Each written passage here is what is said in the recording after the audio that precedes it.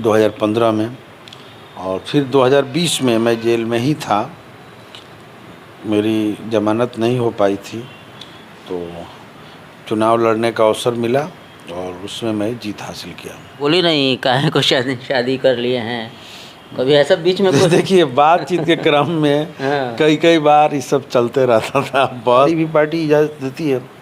पैसा हम लोग को जो तनख्वाह मिलता है उसका 30% पार्टी जो है में हम लोग को जमा करना पड़ता है हर महीना। पढ़ाई पीरियड में, पढ़ाई चलते क्रम में मैंने उत्तर प्रदेश के छात्र आंदोलन से लगातार जुड़ा रहा। आप CPI-ML में ही क्यों आए? जब आप कॉलेज में थे तो उस टाइम तो सब विचारधारा के लोग होते हैं। हाँ, ये आपका क्वेश्चन बहुत सही है कि कुछ लोग अपनी ज़रूरत से भी माले में आते हैं। हम लोग के यहाँ था, गरीबों को बूथों पर नहीं जाने दिया जाता था, उनके बूथों पर कुछ अपने ही पोलिंग एजेंट बन करके और आपस में राय करके अपने पक्ष में वोट डलवा लेते थे लोग। वहाँ ICU में डाला गया तो बच तो गया, 5-7 दिन में ठीक हुए। अभी कंप्लीट ठीक नहीं हुए थे, तब तक इतना प्रेशर था, हटा के बाहर किया गया तो 24 घंटा के अंदर डेथ कर गया।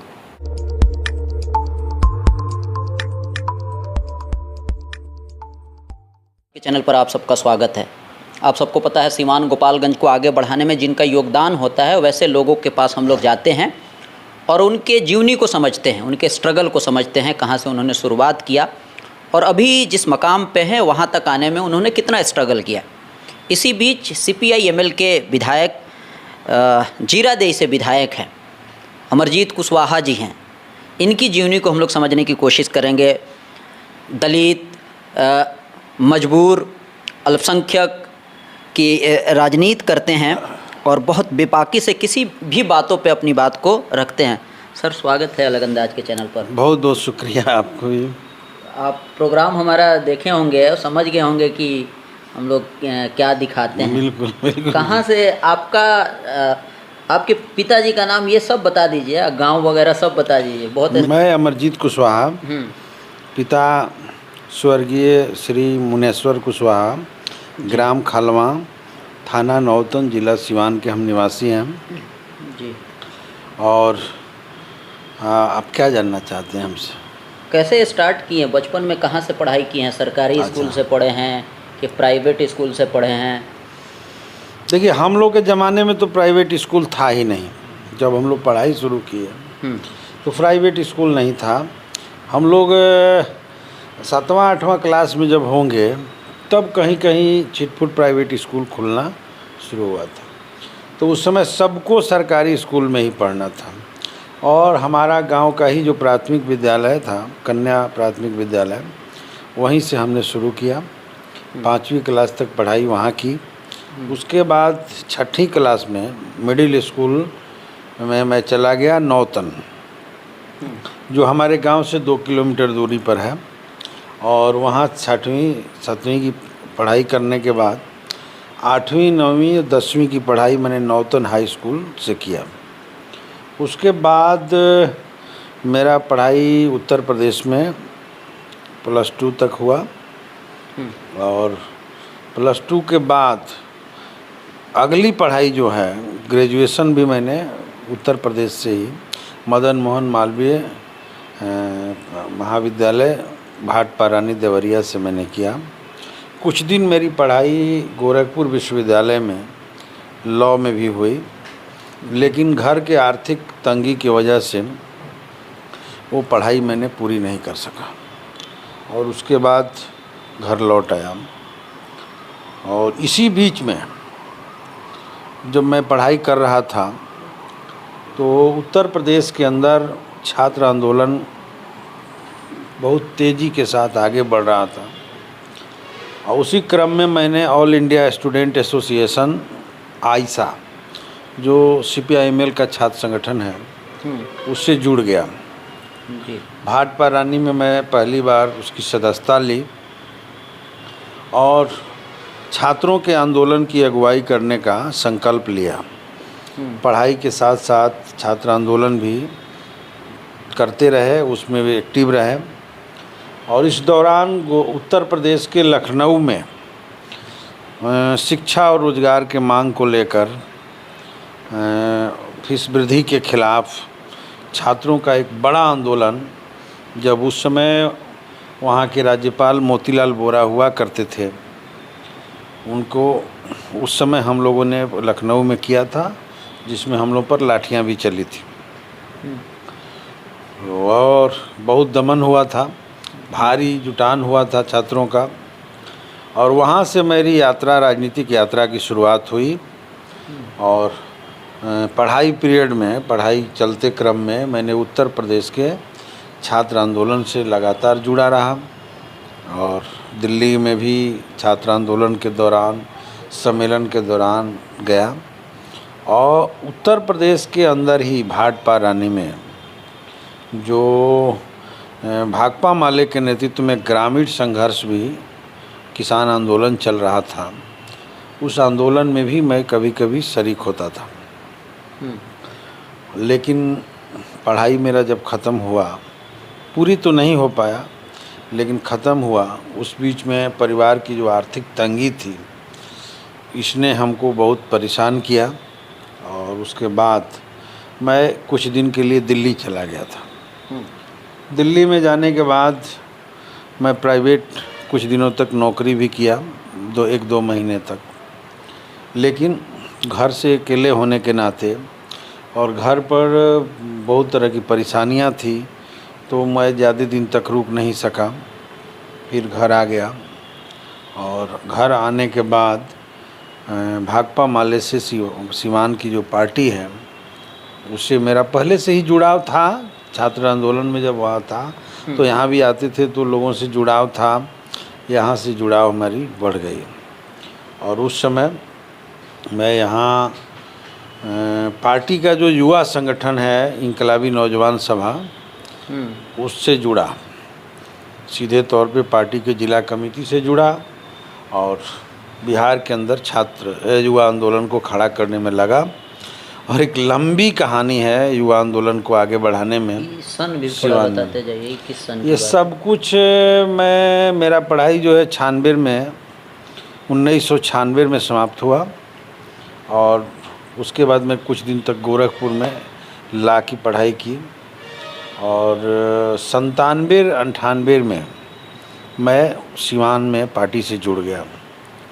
और उस समय से मैं पूर्णकालिक कार्यकर्ता के बतौर सब कुछ छोड़ करके भाकपा माले की राजनीति के करने लगा। और उसमें मेरी जिम्मेदारी युवा मोर्चा पर थी, नौजवान मोर्चे पर थे। उसमें मैंने बड़ा बड़ा आंदोलन सीवान में किया। सीवान में उल्लेखनीय आंदोलन शराब के खिलाफ हम लोगों ने, रोजगार के लिए हम लोगों ने संचालित किया। और यहाँ पर पार्टी RYA का नेशनल जो है कॉन्फ्रेंस करवाया था, जिसमें देश भर के लोग आए थे। और उस दौरान मैं धीरे धीरे बिहार प्रदेश की जवाबदेही भी हमें युवा मोर्चा का मिला। मैं बिहार प्रदेश के सेक्रेटरी रहा, फिर बिहार प्रदेश के अध्यक्ष रहा, फिर राष्ट्रीय उपाध्यक्ष रहा और लास्ट में लखनऊ के एक सम्मेलन में मुझे अध्यक्ष चुना गया। तो माले का जो यूथ विंग था, उसका नेशनल प्रेसिडेंट मैं लगातार रहा। और यह सब कुछ जो है नेशनल प्रेसिडेंट मैं समझता हूँ कि था करीब, आज 24 है, मैं 22 तक। अच्छा। मैंने इस बीच में चुनाव पार्टी लड़ाई। चुनाव में भी मैं सभी जगहों पर, मैंने 10 में पहला चुनाव लड़ा, 10 के बाद 15 में दूसरा चुनाव लड़ा। दोनों ही चुनाव में। पहला चुनाव कहाँ से लड़े? जीरादेश से ही। अच्छा। और पहले चुनाव में भी मैं सेकंड था। दूसरे चुनाव जो मैं 15 में लड़ा, तो उस समय मेरे ऊपर एक मुकदमा हो गया था, एक साजिश के तहत लोगों ने किया था, तो जेल चला गया। जेल जाने के बाद गिरफ्तारी हो गई, जेल चला गया। उसके बावजूद भी लड़ा, तो बहुत कम मार्जिन से मेरी हार हुई थी। और 29 वोट से तीसरे नंबर पर चला गया, कम हुआ तो तीसरे नंबर पर था 15 के चुनाव में, 2015 में। और फिर 2020 में मैं जेल में ही था, मेरी जमानत नहीं हो पाई थी। तो चुनाव लड़ने का अवसर मिला और उसमें मैं जीत हासिल किया। जनता ने व्यापक समर्थन हमको दिया। 25,500 कुछ वोटों से जीत हासिल हुआ। तो ये तो बात हो गई, लेकिन माले के जितने सारे जो लोग होते हैं सब लोग यही समझता है कि पोस्ट इस तरह का कोई मतलब नहीं होता है। बहुत स्ट्रगल लोग करता है, मजलूम गरीब के साथ अन्याय होता है तो उसके साथ मजबूती के साथ आप लोग खड़े रहते हैं। तो आप भी तो बहुत लड़ाई लड़े होंगे। मैंने देखिए, तो सीमान है तो मैं बताया ही कि या संगठन के नेतृत्व में बड़ी बड़ी लड़ाई सिवान में मैंने लड़ा, छात्र नौजवानों को लेकर के। अब एक एक कहेंगे तो उसकी पूरी लंबी जो है फहरिस्त है। एक बार हम लोग यहाँ सिवान मैरवा में एक लाठी मार्च आंदोलन किया था अपराध के खिलाफ, शराब के खिलाफ। उसमें बिहार के अंदर अपराध का ग्राफ बहुत बड़ा था और शराब के अवैध धंधा बहुत चल रहा था। हम लोगों ने संकल्प लिया एक धारावाहिक आंदोलन चलाते हुए उसमें अपराध के ताकतों को ध्वस्त किया और उसमें हम लोग बड़ी जीत हासिल किए थे। उसके अलावा कहिएगा तो ग्रामीण गरीबों का राशन के लिए आंदोलन, ज़मीन के लिए आंदोलन, मान सम्मान के लिए आंदोलन लगातार हम लोग संचालित करते रहे। किसानों के फसल के कीमत मिले, गरीबों को बिजली मिले, इन सभी मुद्दों पर ज़मीन से जोड़ करके हम लोग आंदोलन संचालित किए। कभी खेत मजदूर सभा के नेतृत्व में, कभी किसान सभा के नेतृत्व में, कभी इनकलाबी नौजवान सभा के नेतृत्व में, कभी सीधे पार्टी के बैनर तले।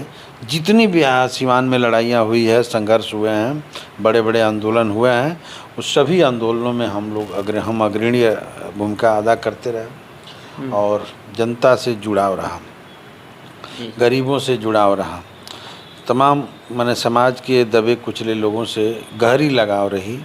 उनके लिए ज़रूरत पड़ने पर लाठी खाने की पड़ी तो भी हमने खाया और जेल जाने की ज़रूरत पड़ी वहाँ भी मैं गया।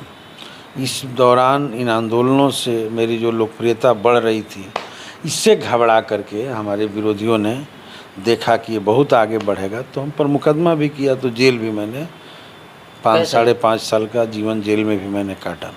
उसके पहले भी 6 महीना जेल में रहा था, वो भी फर्जी ही फंसाया गया था और इसको भी फर्जी मुकदमे में डाला गया था। तो रहा मेरा बैकग्राउंड अगर कहा जाए तो पिताजी एक निम्न मध्यम किसान थे और हमारे पूरी ज़मीन जो है 1.5 बीघा 2 बीघा के करीब है और जिससे कि उतना ही उत्पादन होता है जितना उत्पादन से हमारे घर में केवल भोजन चल सके और घर में कोई भी आर्थिक स्रोत नहीं है, कोई भी खेती के सिवा दूसरा आर्थिक स्रोत नहीं था। और खेती में आज के ज़माने में आप जानते ही हैं कि जो लागत लगता है उतना उत्पादन भी नहीं होता। तो परिवार लगातार कर्जे में दबा रहता था और परिवार से हमेशा ये प्रेशर रहती थी कि कमाना चाहिए, राजनीति करने से कोई फ़ायदा नहीं है। तब भी जनता के प्रति जो समर्पण की भावना थी और त्याग कुर्बानी की जो भावना थी, हमेशा हमको जनता की सेवा करने के लिए प्रेरित करता था। और इसीलिए देखिएगा कि कई बार घर को बहुत परेशानी झेलनी पड़ी, बाल बच्चों को भी परेशानी झेलनी पड़ी, पढ़ाई के लिए पैसे नहीं थे और पत्नी के पास जो है कभी कभी ऐसी स्थिति बन जाती थी कि दवाई के लिए पैसे नहीं रहते थे, खाने के बनाने के लिए भी कभी कभी स्थिति बिगड़ जाती थी। क्योंकि जब मैं राजनीति में पूर्णकालिक कार्य करता था तो घर जाना आना बहुत कम रहता था, महीनों 15 दिन तक जनता के बीच में रह जाता था, तो खेती बाड़ी भी ठीक से नहीं हो पाती थी। पत्नी लेकिन मेरा बहुत योगदान किया इस पूरे राजनीति के यहाँ तक पहुँचने में, उनका बड़ा योगदान रहा। बाल बच्चों को देखने से ले करके और घर परिवार को संभालना, खेती बाड़ी को संभालना, ये बहुत बड़ा योगदान रहा। तो कभी बोली नहीं काहे को शादी कर लिए हैं, कभी ऐसा बीच में कुछ देखिए बातचीत के क्रम में कई बार ये सब चलते रहता था, बहस होते रहता था और कभी कभी नाराज़ भी होती थी, कभी कभी फिर हमारे कामों से खुश होकर के शाबाशी भी देती थी।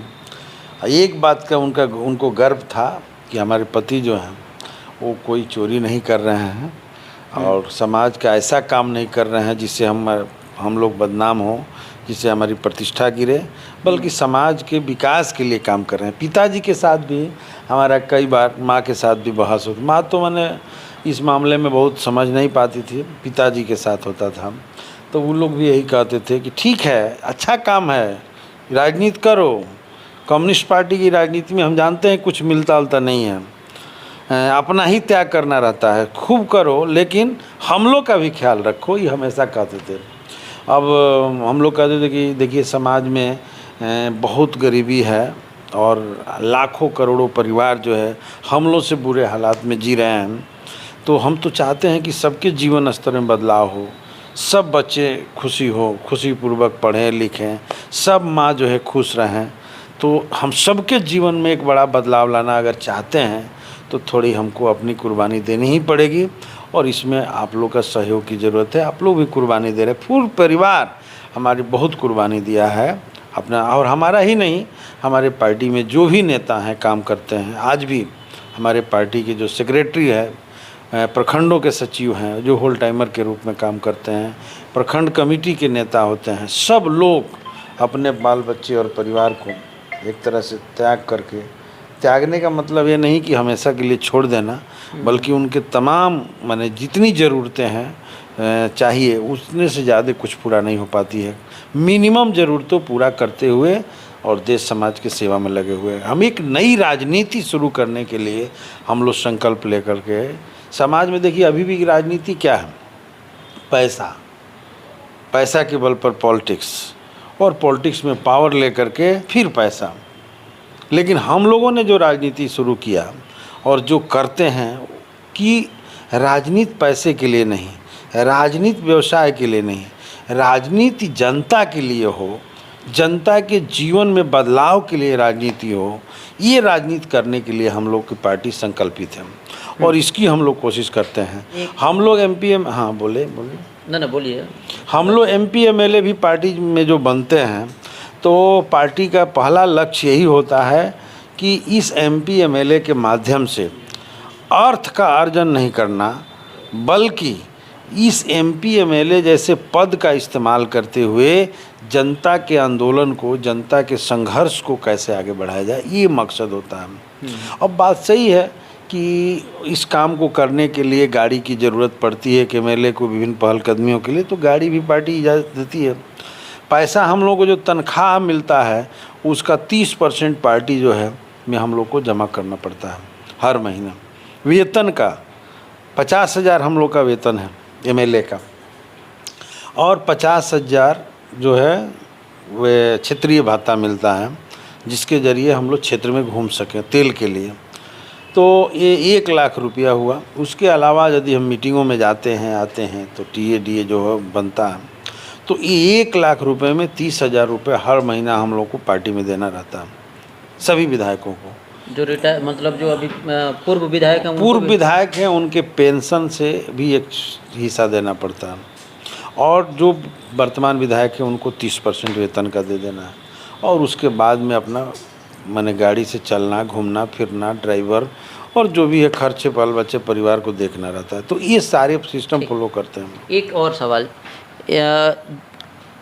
जो भी माले के नेता होते हैं उनके साथ कोई ना कोई इंसिडेंट हुआ रहता है तभी वो माले में आते हैं, ऐसा हमने सुना है, और आपके साथ भी मे भी कहीं हुआ हो। मेरा सवाल ये है कि आप CPI ML में ही क्यों आए? जब आप कॉलेज में थे तो उस टाइम तो सब विचारधारा के लोग होते हैं। हाँ, ये आपका क्वेश्चन बहुत सही है कि कुछ लोग अपनी ज़रूरत से भी माले में आते हैं और उनके ज़रूरतों पर पार्टी खड़ा होकर लड़ती है, और वो उनको लगता है कि यही पार्टी इस लड़ाई को लड़ सकती है, तो पार्टी में शामिल भी होते हैं। और फिर राजनीतिक तौर पे माले को जब समझते हैं, विचारधारा के लेवल पर माले को समझते हैं, तो माले के नेता बन करके आगे बढ़ जाते हैं। तब उनके पास केवल अपनी समस्या नहीं रह जाती है, तब पूरे समाज की समस्या को अपना समस्या वो बना लेते हैं। हम लोग जो राजनीति में आए और हमारे जैसे और भी लोग आते हैं जो स्टूडेंट लाइफ से आ रहे हैं, तो वो लोग जो है अपनी कोई समस्या से ग्रसित होकर के माले में नहीं आए। ये बात भी सही है कि जिन गाँवों में हम लोग का जन्म हुआ है उन गाँवों में भी समस्याएं थी, और उन समस्याओं से हम लोग पीड़ित थे, उससे भी मुक्ति हम लोग चाह रहे थे। लेकिन उससे भी बड़ी समस्या जो है, बड़ी बात यह है कि हम लोग विचारधारा को, कम्युनिस्ट विचारधारा जो है एक साइंटिफिक विचारधारा, एक वैज्ञानिक विचारधारा है और समाज के विकास के प्रक्रिया को साफ साफ दर्शाता है कि ये पूरी दुनिया और समाज कैसे चलता है और दुनिया में कैसे सामाजिक बदलाव, राजनीतिक बदलाव होते रहते हैं। तो इसको कैसे बदलाव के जो जंग है उसको और तेज कैसे कर दिया जाए और समाज के विकास की प्रक्रिया को वैज्ञानिक ढंग से कैसे आगे बढ़ाया जाए, ये हम लोग का समझ बनता है। और समाज के जो सर्वहारा वर्ग के लोग हैं, उन सभी सर्वहारा वर्ग के लोगों को न्याय मिले, उनकी मुक्ति हो, ये सब समझ हम लोग कॉलेज जीवन में हासिल किए थे।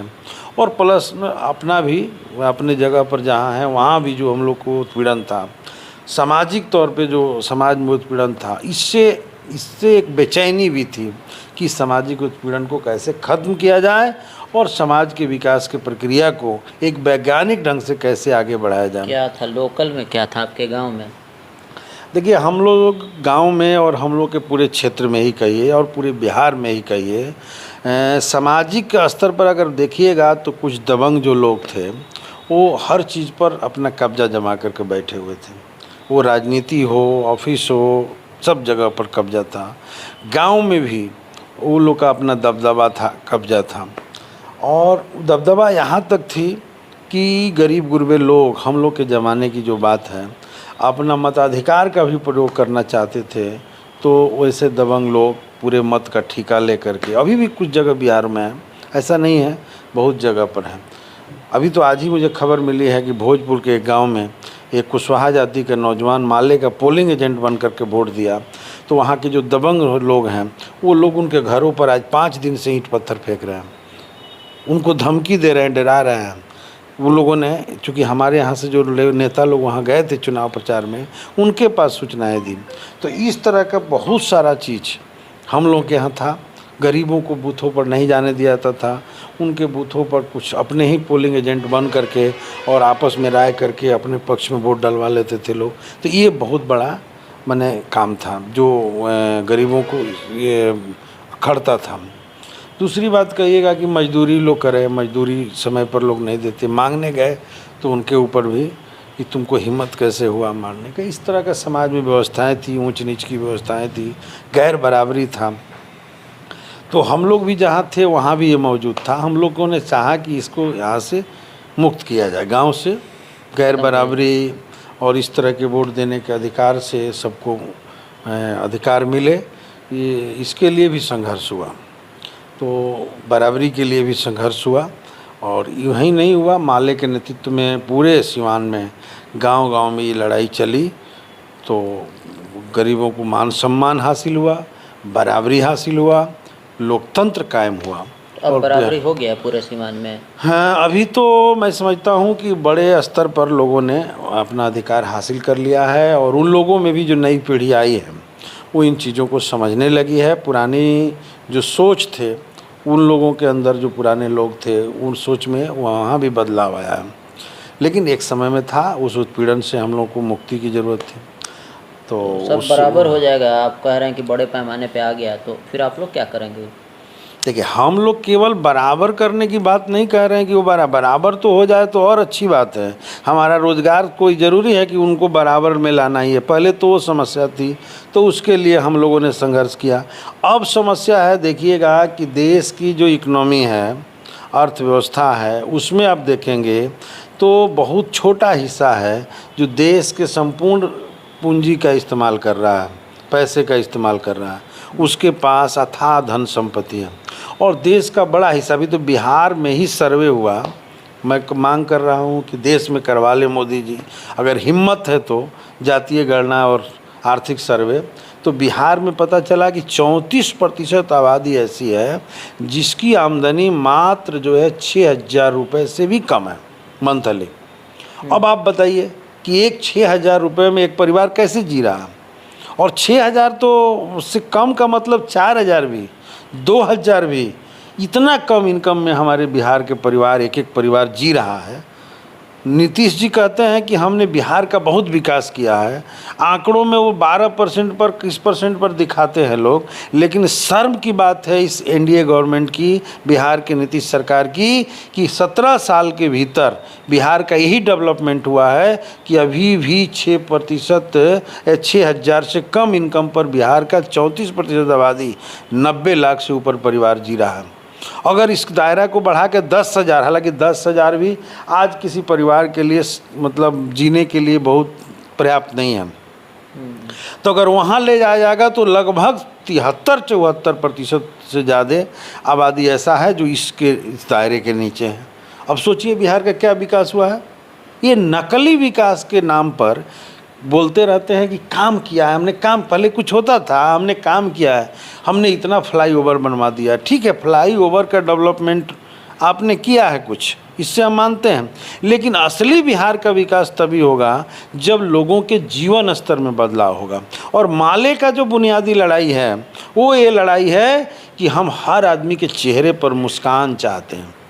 ये गरीब के चेहरे पर भी मुस्कान होना चाहिए, उसके जीवन स्तर में बदलाव होना चाहिए, उनके बच्चों की पढ़ाई की व्यवस्था होनी चाहिए, उनके पूरे परिवार को इलाज की व्यवस्था होनी चाहिए। आप बताइए, सरकारी अस्पतालों में हम लोग ले जाते देखते हैं मरीजों को, जब सिवान से रेफ़र करता है तो पटना जाते क्रम में हॉस्पिटल में जाते हैं तो उनका इलाज नहीं हो पाती है, बेड नहीं मिलता है, बरामदे में सोता है, सो करके इलाज कराया जाता है, दवाई नहीं मिल पाती है।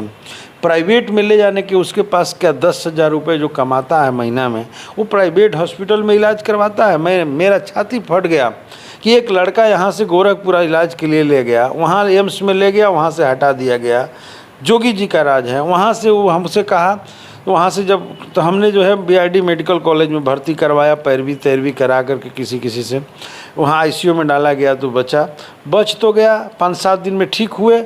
अभी कंप्लीट ठीक नहीं हुए थे, तब तक इतना प्रेशर था, हटा के बाहर किया गया तो 24 घंटा के अंदर डेथ कर गया। मैंने उनसे कहा कि प्राइवेट अस्पतालों में क्या आप ले आ सकते हैं? उन्होंने कहा कि नहीं। बताइए, जान रहे हैं कि मेरे पिताजी प्राइवेट अस्पताल में जाते बच जाएंगे, लेकिन आर्था अभाव में बेचारा इलाज नहीं कराया और पिताजी चले गए। तो आज भी पैसे के अभाव में लोग मर रहे हैं। तो मैं कह रहा हूँ कि विकास का हम लोग का मॉडल ही दूसरा है, और इसके लिए हम आज लड़ रहे हैं। हम बेरोजगार हो गए हैं कि केवल पहले तो वो जन समस्या, ज्वलंत समस्या थी कि हमसे कम से कम अधिकार मिले, हमें बराबरी मिले, तो वो मिला, लड़े तो उसको हासिल किया। लेकिन अब ज़रूरत जो है कि लोगों के जीवन में जो बदलाव हो, इस लड़ाई को हम लोग शुरू कर रहे हैं, और ये लड़ाई अभी बहुत लंबी चलेगी और नीतीश जी के बस का बात नहीं है। नीतीश जी केवल, अभी तो मैं कह रहा हूँ कि नीतीश जी खाद पानी दे करके भाजपा को बिहार में पाल पोस रहे हैं। अगर वो ठीक से रहते तो एक सांप्रदायिक फासिस्ट पार्टी जो पूरे देश के भीतर लोकतंत्र को ख़त्म करना चाहती है, जो संविधान को ख़त्म करने का संकल्प लिया था, जनता ने इस बार जवाब दे करके इनके इस कार्रवाई पर लगाम लगा दिया। जो पूरे देश के भीतर देश के संपत्ति को मात्र 2-3 लोगों के हाथ नीलाम करना चाहती थी, कर रही है, वो ऐसी पार्टी को खाद पानी दे रहे हैं और बने रहना चाहते हैं कि मैं भी सेकुलर हूँ, मैं भी बिहार के विकास करना चाहता हूँ, भाजपा के साथ रह कर के भी मैं अलग हूँ। मैं समझता हूँ कि बिहार के लोगों को ज़रूर उनकी पहचान करनी चाहिए। वो ऐसे लोग बिहार के लोगों को बर्बाद कर रहे हैं।